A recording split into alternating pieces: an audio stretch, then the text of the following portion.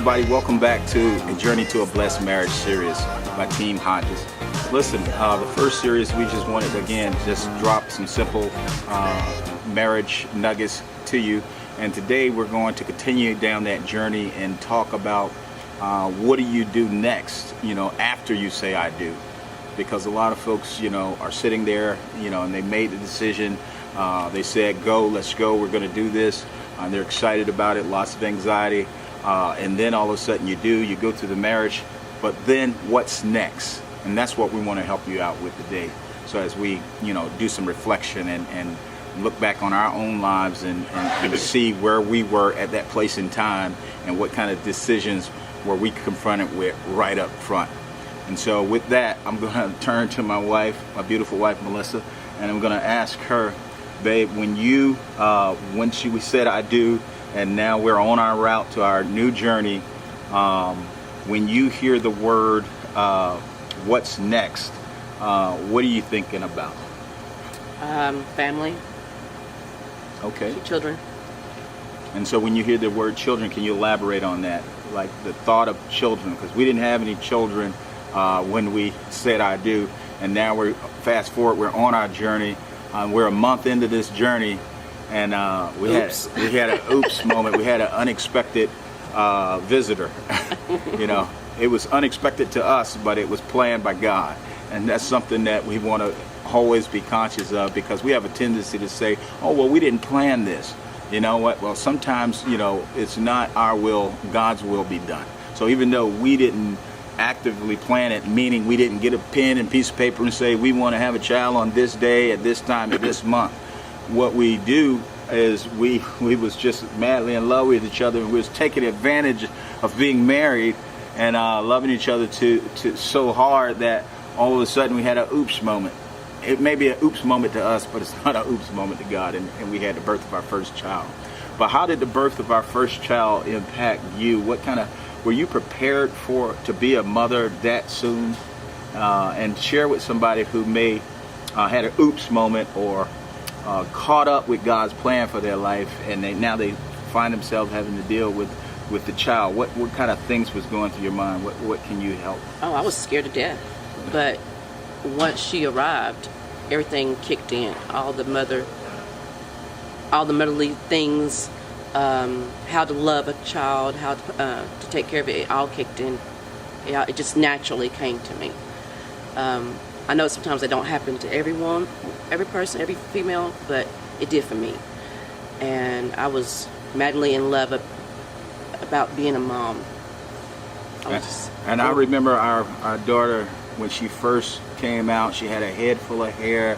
She had these little bubbly eyes. She was so beautiful. I mean, it was adorable. Here, we were so shocked that we did this. We created life. It was one of the most incredible, even though it was like a shocking thing from a financial standpoint in your mind, like how are we going to provide, how are we going to take care of this child? But the excitement of the child overshadowed all of the things that was freaking us out. Yeah. Just looking into that beautiful eyes of the child and seeing the resemblances a mixture of the resemblances between the two of us. We were kind of lost in the moment. Yeah. And let's talk about the reality of having a child. When you hear the word children or you hear the word expenses, what kind of things go through your mind? Diapers, milk, child care. Am I going to be able to work? Should I stay home? Clothes. More. The grocery bill is going to be more. And so those are just some quick realities that can hit you on this thing, that you can take advantage of some of these notes and start the planning process and anticipating some of these things. Again, I wouldn't go as far as say as we planned any of this. Life just kind of happened and we kind of reacted. And by the time the second child came, we were more prepared and could anticipate some of the things that shocked us during the first time.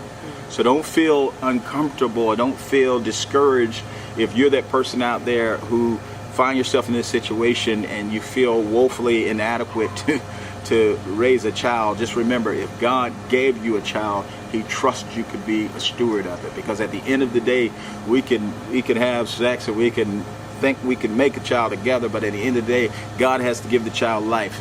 And I just crazy enough to believe that if God makes a decision to give life, then he's had a plan for your stewardship over that child. Absolutely. Babe, I'm gonna shift gears here. We're gonna talk about sacrifice, this word sacrifice. After we, find ourselves on the other side of I do, what kind of sacrifices did you have to experience or endure, or what can we offer other folks from your perspective, from a woman's perspective, of the type of sacrifices you may have to make? You're going to sacrifice basically everything. Anything that you want to do is going to be on the back burner. I sacrifice education and career for my kids, and it was worth it. But those are things you want to have to realize it's going to be slow process for you to get where you want to be once you have kids. They come first. You're sacrificed everything for them. And so what I hear my wife saying is, you have to shift your priorities. And our children, became our priorities. It's not that education wasn't important. It's not that work wasn't important. But what was most important at that point was our care for the child. So we made a decision, and all couples are going to have to decide how you want to prioritize those things. But at that point I became the sole breadwinner because I wanted her to be a priority caregiver for our children. Some folks may view life differently. That's up to you, and every relationship is subject to their own what works for them. But what worked for us was having to stay home, having a mother nurture the child every day, because that made her feel comfortable, especially when the child's so young. You don't want to put one of the greatest gifts that God ever gave you someone else, a stranger's hand, in a stranger's hand, and then expect the child to somehow grow up and know who you are. Again, some things work better for other people. Whatever works for you works. Again, we're just sharing what has worked for us. Another word I want to throw at you, babe, is responsibility.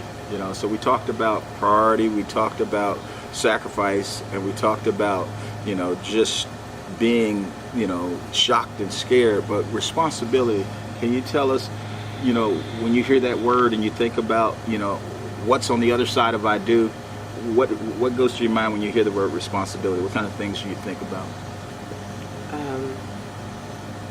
Responsible for someone's life, someone's emotions, someone's think process. You have to help them, almost like encouraging, being responsible to uplift, to encourage, to give life to that person, speak life to that person. You gotta be responsible of their feelings. Even as a child? Yeah.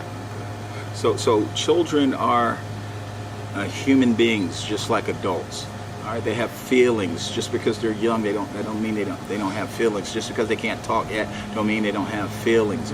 You're responsible for feeding them. You gotta feed them. You gotta clothe them. You're responsible for their entire welfare. They can do nothing for themselves. Everything that they get is going to be reliant on parents prioritizing those things in that child's life.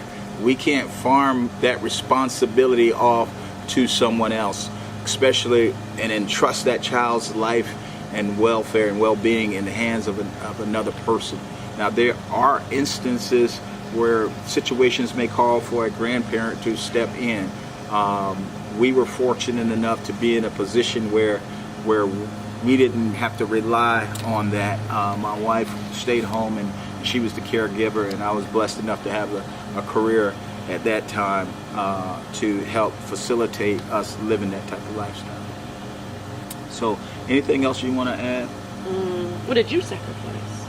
So, what I had to sacrifice is what every man had to sacrifice is, our lifestyle. The fact that we're now on the other side of that word I do, I had to sacrifice who I was as an individual being able to come and go as I please. Now I'm more responsible to not only my wife, but now I'm responsible for this child.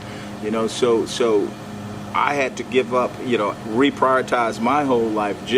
So think about this. When you get on the other side of your I do, the first thing you have to do is get yourself in order and reprioritize some things. If you try to approach life, I can't imagine trying to approach life on the other side of I do without making any priority changes and shifts. That just wasn't going to work. And I'm glad that we did what we did. It's not about you anymore. It's not about you anymore. So if you don't take away anything from this conversation, just know when you step on the other side of the word I do, it's not about you anymore. It's about that spouse, and it's about those children that's in play, and it's about us and we, not I not and me. Any other last question you wanna ask me? No, I think you covered everything. Okay. Well, there you have it. Again, we're not. The goal is not to spill all the tea. Again, it's just to share. It's a lot. It's a lot, and that's why we say this is our journey to a blessed marriage, because we're still on this journey. And what we want you to walk away from is to try to visualize and see yourself, imagine yourself on this journey with us, and we're allowing you to just take a sneak peek in our lives. So when you imagine going through these different phases of your own relationship, you can make better decisions than we did. At least you'll be more prepared for the decisions. So that's it, guys. God bless you. We'll see you next week.